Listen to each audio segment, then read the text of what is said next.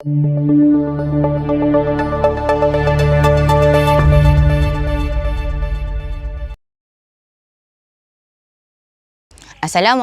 dan salam sejahtera kepada semua guru dan rakan-rakan.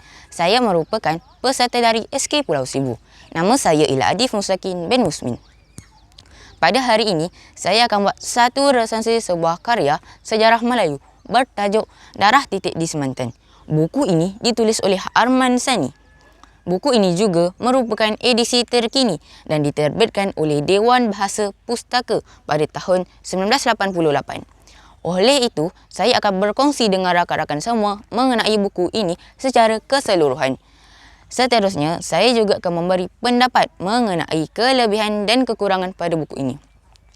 Rakan-rakan, karya ini berkisar tentang perjuangan seorang pemuda menentang penjajah. Pembaca turut diperkenalkan dengan tempat lubuk terluar Sungai Semantan.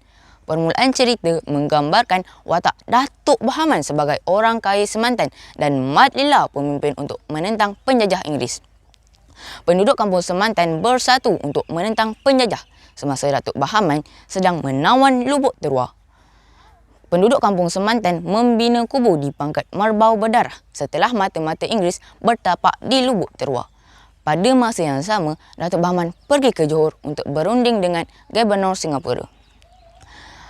Pihak Inggeris telah bermusyarat dengan Sultan dan orang-orang besar bagi menyerang Datuk Bahaman dan penduduk Semantan. Mat Kilau membawa berita bahawa Sultan mengisytiharkan Datuk Bahaman sebagai penderhaka kerana dipaksa oleh Hugh Clifford. Askar-askar Sultan telah memungkiri janji di mana mereka tidak menembak ke udara. Sebaliknya, mereka menembak pengikut-pengikut Datuk Bahaman. Ramai prajurit Semantan telah gugur. Mereka berundur ke darat Kelubi. Pihak Inggeris dan askar-askar Sultan berasa sangat gembira.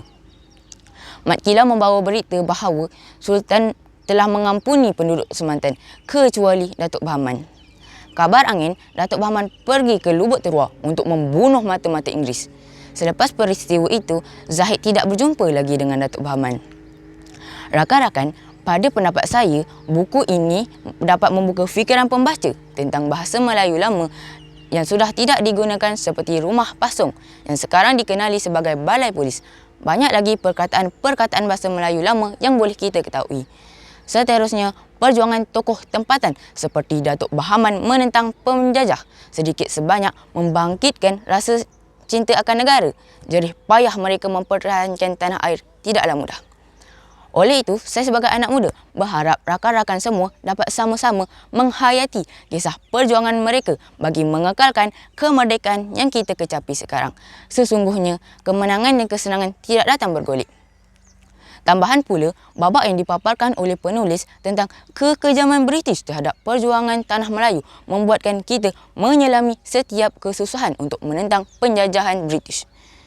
Seterusnya, kelemahan dari segi lenggok bahasa Melayu lama yang digunakan di dalam buku ini menyebabkan pembaca tidak dapat memahami maksud ayat buat kali pertama membacanya. Tetapi, tidak bermaksud kita tidak boleh membaca tahu, kita boleh menggunakan kamus atau bertanya dengan orang yang lebih tua.